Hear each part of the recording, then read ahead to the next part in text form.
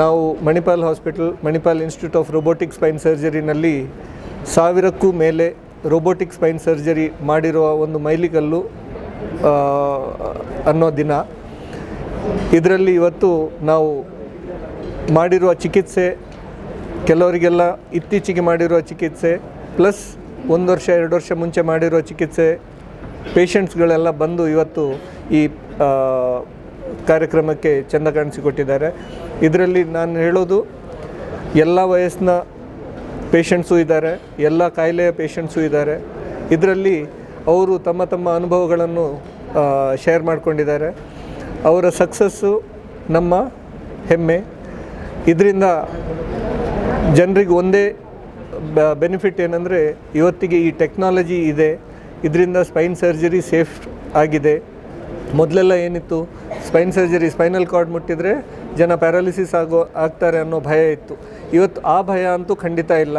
ಹೆಚ್ಚಂದರೆ ಬೇರೆ ಸಣ್ಣ ಪುಟ್ಟ ಕಾಂಪ್ಲಿಕೇಶನ್ಸ್ ಆಗ್ಬೋದು. ಇವಾಗ ಯಾವುದೇ ಗಾಯ ಆದರೂ ಕೆಲವರಿಗೆ ರೆಸಿ ಆಗ್ಬೋದು, ಗಾಯ ಇನ್ಫೆಕ್ಷನ್ ಆಗ್ಬೋದು, ಮತ್ತೆ ಸರ್ಜರಿ ಮಾಡಿ ವಾಪಸ್ಸು ವಾಶ್ ಕೊಟ್ಟು ಕ್ಲೋಸ್ ಮಾಡಬೇಕಾಗ್ಬೋದು. ಇಲ್ಲ ನರಗಳ ಸ್ವೆಲ್ಲಿಂಗಿಂದಾಗಿ ಸ್ವಲ್ಪ ಕಾಲುಗಳಲ್ಲಿ ನಮ್ನೆಸ್ಸು, ವೀಕ್ನೆಸ್ಸು ಬರ್ಬೋದು. ಬಿಟ್ಟರೆ ಪ್ಯಾರಾಲಿಸಿಸ್ ರಿಸ್ಕ್ ಇವತ್ತು ಸ್ಪೈನ್ ಸರ್ಜರಿಯಲ್ಲಿ ಇಲ್ಲ ಅನ್ನೋ ಥರನೇ ಆಗಿದೆ. ಯಾಕಂದರೆ ಈ ರೋಬೋಟಿಕ್ ಟೆಕ್ನಾಲಜಿ ಅನ್ನೋದು ಎಕ್ಯುರೇಟಾಗಿ ಸ್ಪೈನಲ್ ಇಂಪ್ಲಾಂಟೇಷನ್, ಇನ್ಸ್ಟ್ರುಮೆಂಟೇಷನನ್ನು ಮಾಡೋದಕ್ಕೆ ನಮಗೊಂದು ಅವಕಾಶ ಮಾಡಿಕೊಟ್ಟಿದೆ.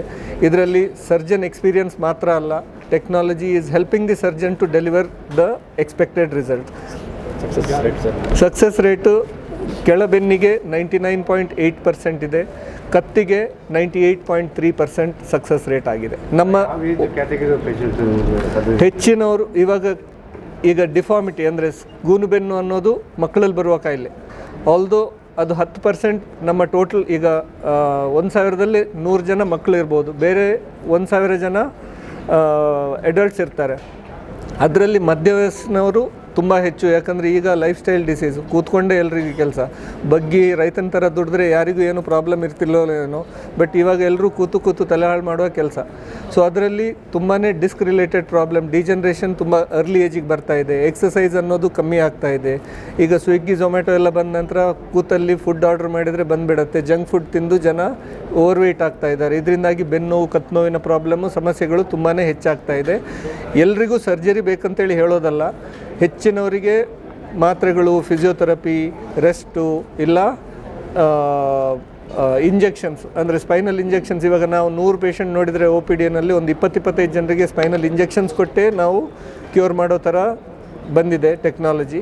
ಅದೇ 100ಕ್ಕೆ 5 ಜನರಿಗೆ ಸರ್ಜರಿ ಮಾಡಬೇಕನ್ನೋ ಸಿಚುವೇಶನೂ ಬರ್ತಾ ಇದೆ. ಬಟ್ ಇದರಲ್ಲಿ ಹೆಚ್ಚಿನದ್ದು ಮಿಡ್ಲ್ ಏಜ್ ಪೀಪಲಿಗೆ ಬರ್ತಾ ಇರೋದು.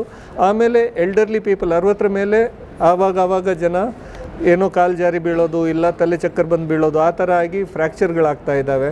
ಅವರಿಗೆ ಕ್ಯಾನ್ಸರ್ಗಳು ಬಂದು, ಅದು commonest place of spread of cancers is spinal column. So ಅಂಥದ್ದು ಈಗ ಕ್ಯಾನ್ಸರು ಹೆಚ್ಚಾಗ್ತಾ ಇದೆ ನಿಮ್ಗೆ ಗೊತ್ತಿದ್ದಂಗೆ. ಸೊ ಅದರಿಂದಾಗಿ spinal cancers also are becoming more and more. So ಇದೆಲ್ಲ ಕಾಯಿಲೆಗಳಿಗೆ ಬೇರೆ ಬೇರೆ ಏಜ್ ಗ್ರೂಪಲ್ಲಿ ಬೇರೆ ಬೇರೆ ಕಾಯಿಲೆಗಳು ಬರ್ತಾ ಇದೆ. ಅದಕ್ಕೆಲ್ಲ ಟ್ರೀಟ್ಮೆಂಟ್ ಇದೆ. ಈಗ ಕ್ಯಾನ್ಸರ್ ಆದರೆ ಬರೀ ಸ್ಪೈನ್ ಸರ್ಜರಿ ಮಾಡಿದರೆ ಆಗೋದಿಲ್ಲ. ಅದಕ್ಕೆ ಕ್ಯಾನ್ಸರ್ ಸ್ಪೆಷಲಿಸ್ಟ್ ಬೇಕು, ಕೀಮೋಥೆರಪಿ, ಇಮ್ಯುನೋಥೆರಪಿ, ರೇಡಿಯೋಥೆರಪಿ ಎಲ್ಲ ಬೇಕು. ಬಟ್ ಇಂಥ ಮಣಿಪಾಲ್ ಹಾಸ್ಪಿಟಲ್ ಅಂತ ದೊಡ್ಡ ಹಾಸ್ಪಿಟಲ್ಗಳಲ್ಲಿ ಎಲ್ಲವೂ ಒಂದೇ ಕೊಡೆ ಅಡಿ ಎಲ್ಲ ಬ್ರಾಂಚಸ್ಸು ಇದೆ. Best of every speciality is there, and under one roof you have everything covered, and patients will be definitely getting the best out of the whole system. ಅದೇ ಹೇಳಿದಲ್ಲ, ರೋಬೋಟಿಕ್ ಈಗಾದರೆ ರೆಗ್ಯುಲರ್ ಖರ್ಚಿಗಿಂತ 1 ಲಕ್ಷ ಹೆಚ್ಚಾಗತ್ತೆ ರೀ.